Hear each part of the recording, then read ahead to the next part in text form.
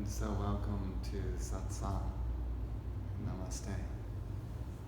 Stay.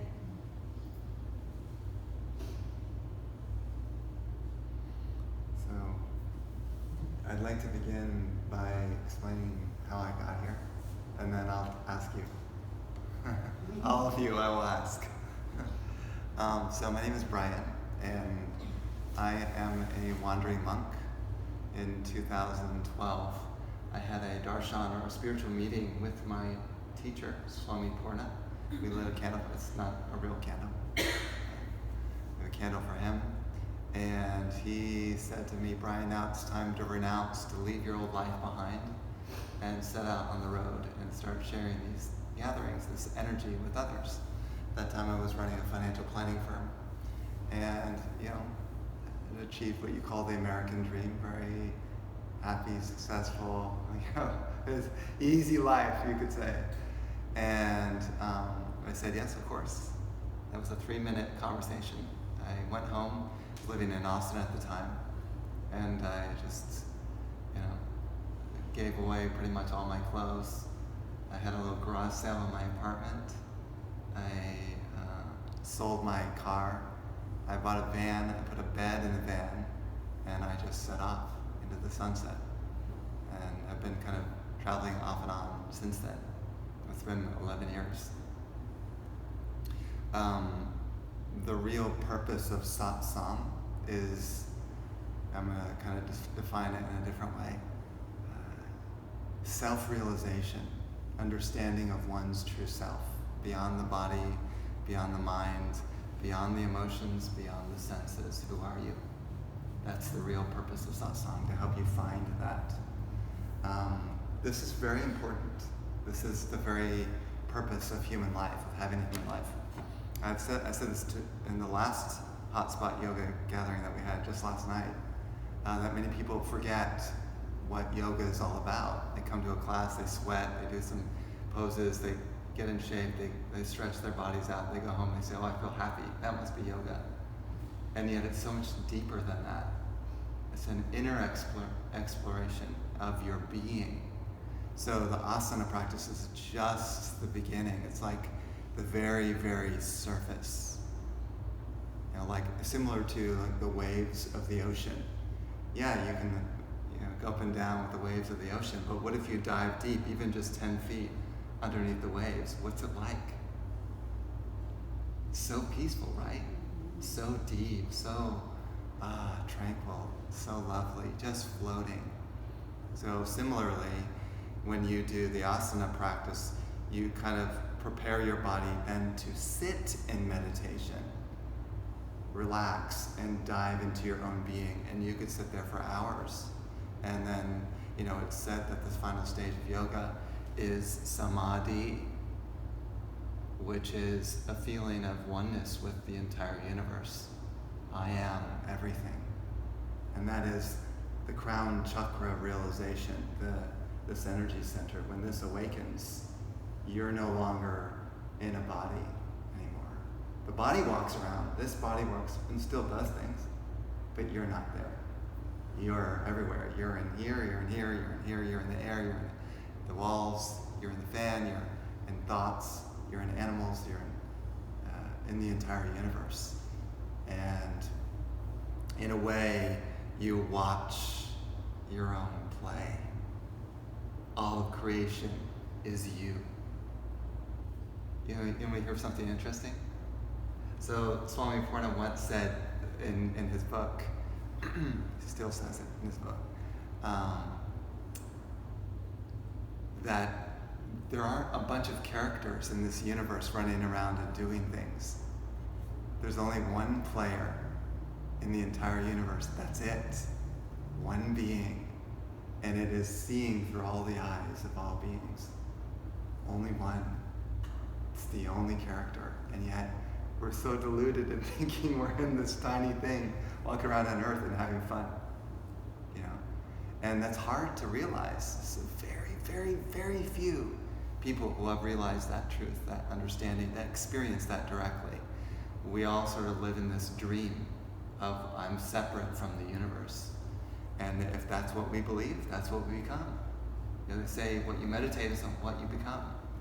So you can imagine my own meditations. Every day from the moment I wake up, I'm thinking, how is everything just the one, or just me? There is no separation. And what that does is it dissolves the karma in the mind that believes in separation. And at some point, you pop over. You know, that's what a Buddha is. Buddha is someone who's kind of bridged the gap from feeling oneself to be existent in a single point in time and space to infinity. That's the gap between human consciousness versus divine consciousness. You know, when I heard about this concept, I said, this is fascinating. I want to find out more. That was 2006 is when I first started. When I heard about this path, I said, I must find out the truth. And so intensely, I started working to, seek, became a sort of spiritual seeker. And so now, I still haven't found what I'm looking for. Is that a song? Is it a photo? Yeah. You too? I should be singing that song right now if only I knew it on the harmonium.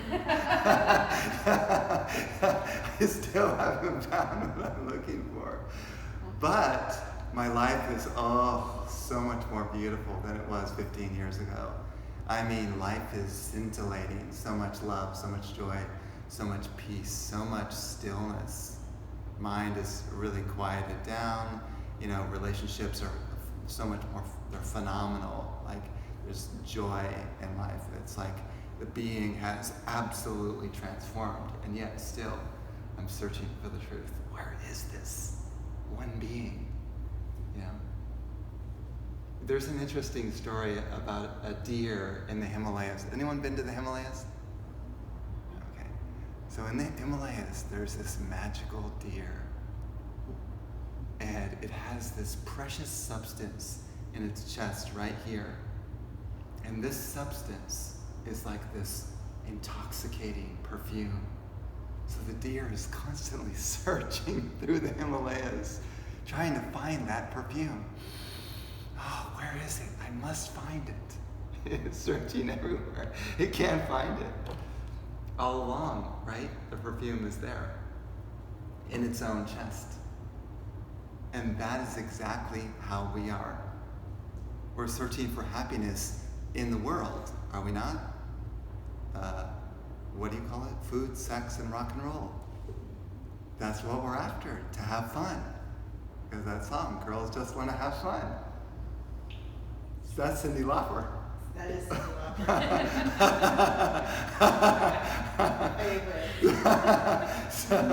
And that's the thing, it's like then we get caught in that, and then we're searching on the sort of very superficial parts of life, trying to get some happiness, to eke out a little bit of happiness from this world. And yet a true yogi can sit in a cave with no food, no water, nothing, and just feel endless light, endless beauty, endless love.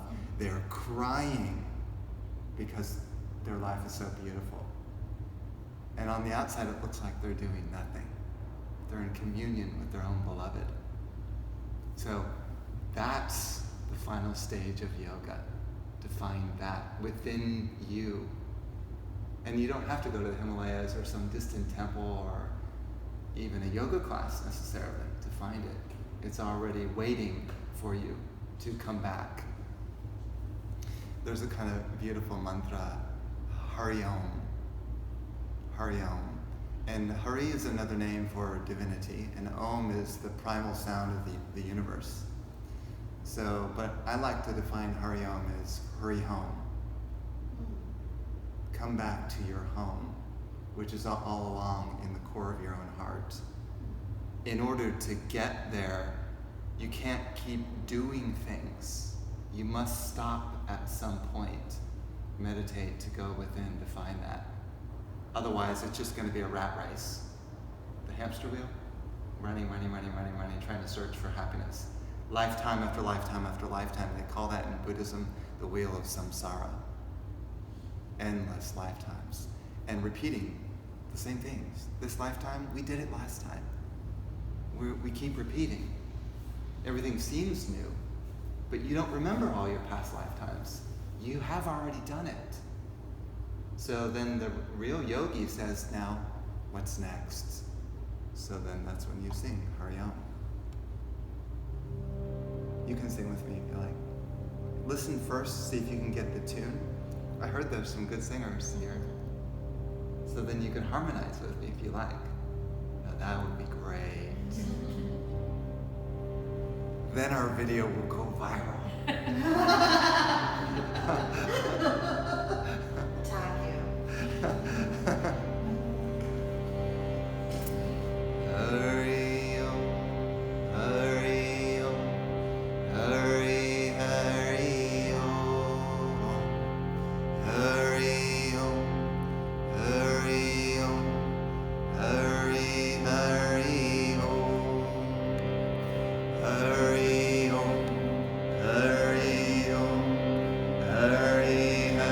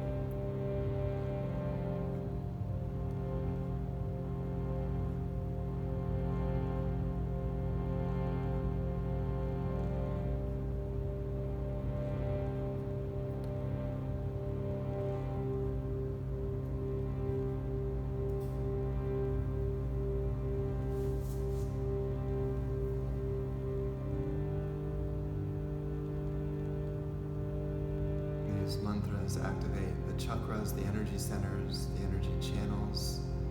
They light up the cells in the body. They illuminate your mind, your thoughts. They heal on so many different levels. We can't imagine the gigantic impact.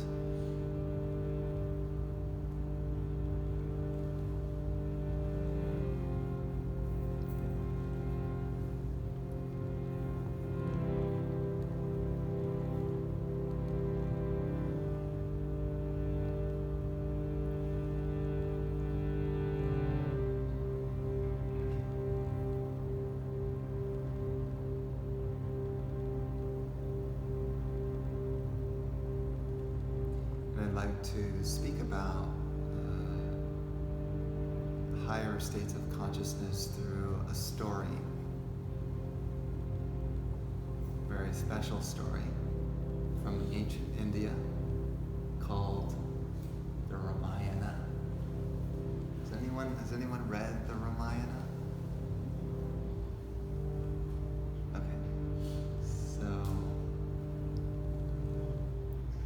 it's a magical, mystical, romantic story, and also very sort of esoteric and symbolic of all of us.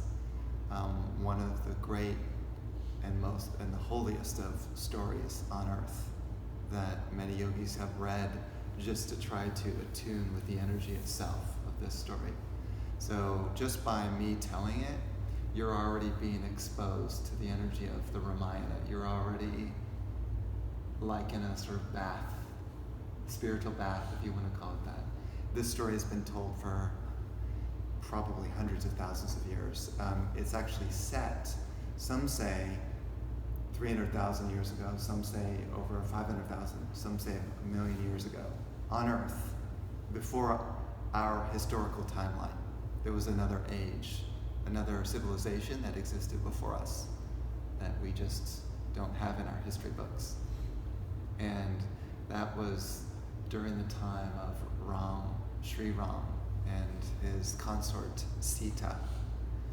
Ram is considered an incarnation of Vishnu, and Vishnu, and at least in the Hindu tradition, is considered the preserver of the universe.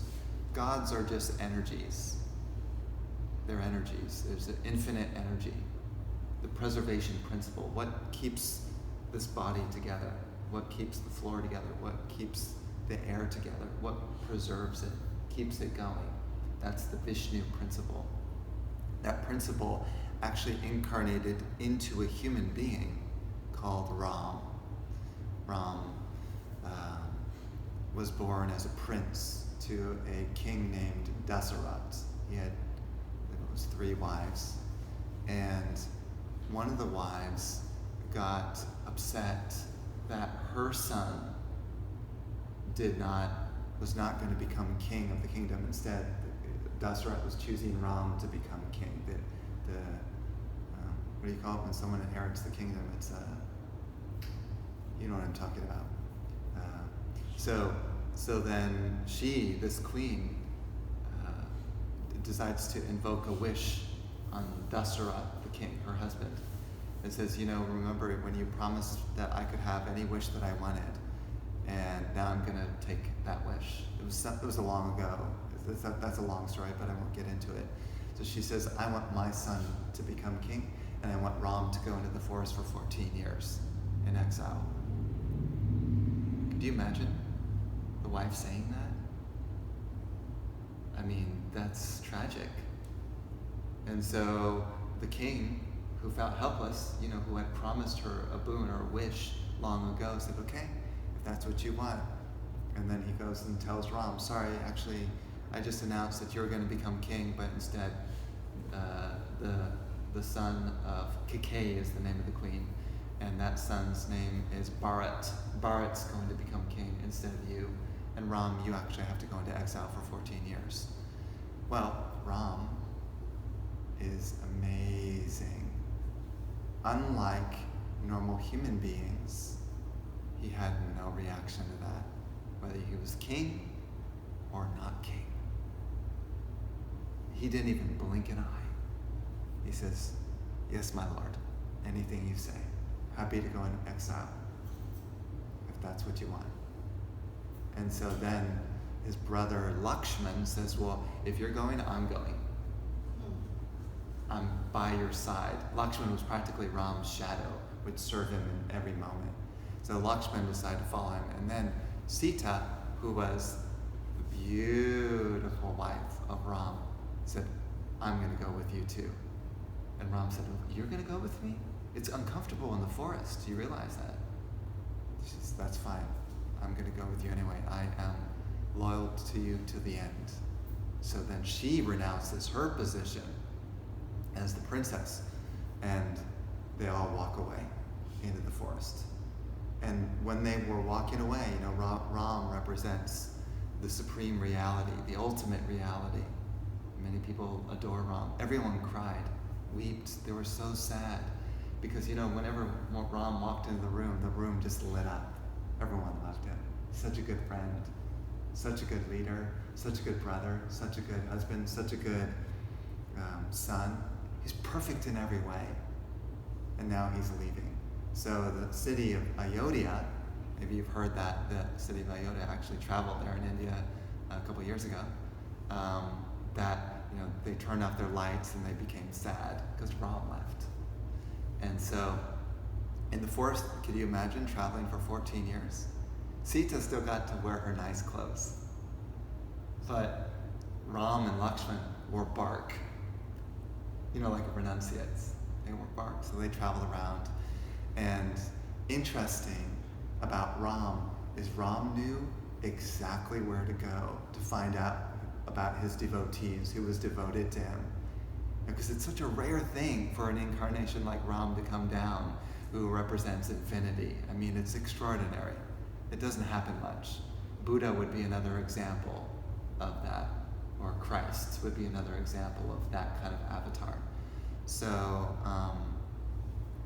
and also Swami Purna as well. This is why I follow him. And so then he would go into the forest and he would find people who were really dedicated to him and waiting for him. And like one old lady who she got kicked out of her town because she was so spiritual, really. And sometimes people think that that's weird. So they kicked her out of that town, and she had to live in the forest in a little cottage by herself. And so what she did is she just waited for Ram for years in that forest, living off of nuts and berries. And one day, who walks onto her property? Ram himself. And then she saw him, and she said, oh my gosh, I've been waiting for you for all these years. I've been chanting your name, I've been visualizing you, I've been longing to see you, and now you've come to me. But that's how it works. When you love something so much, you draw them to you. Be careful what you meditate on. You draw that to you. So her devotion and love for him was so powerful that he came in the middle of the forest, in the middle of nowhere. He arrives. And then she immediately brings her nuts and berries to him and sits with him and then touches his feet and cries. And in the midst of crying, she washes his feet. So Ram is very famous. Many mantras have been sung in honor of Ram. I'll share with you one. Maybe you know this one. You were playing Krishna Das, so this is he sometimes sings this one, and you can sing this one maybe as a kind of echo. So I sing it and then you sing it. So you listen carefully, try to get the tune, and then try to sing it back to me. You ready for that? You can do it. So it goes like this. Shri Ram, Jai Ram, Jai Jai Ram. Shri Ram, Jai Ram, Jai Jai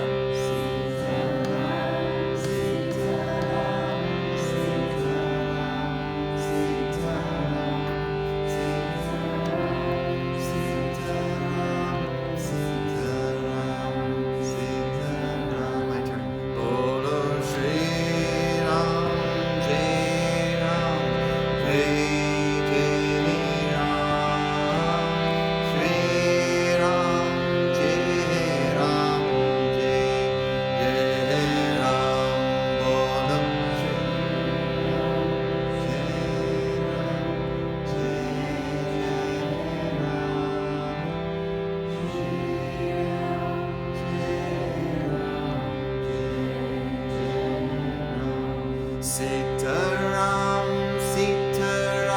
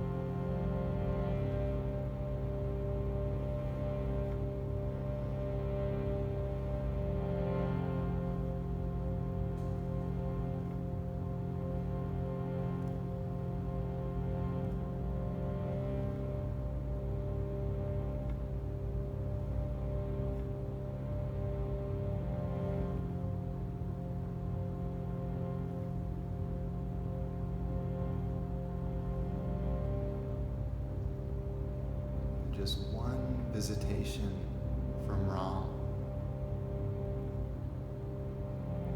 At Sabari's cottage, the lady that lived in the forest, one visit as she washed his feet with her tears.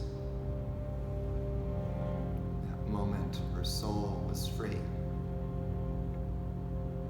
achieving the ultimate state that all yogis are searching for.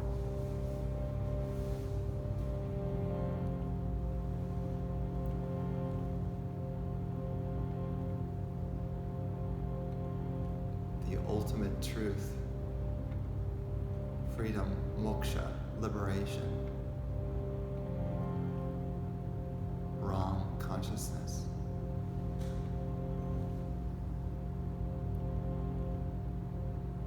That song, that mantra takes you there.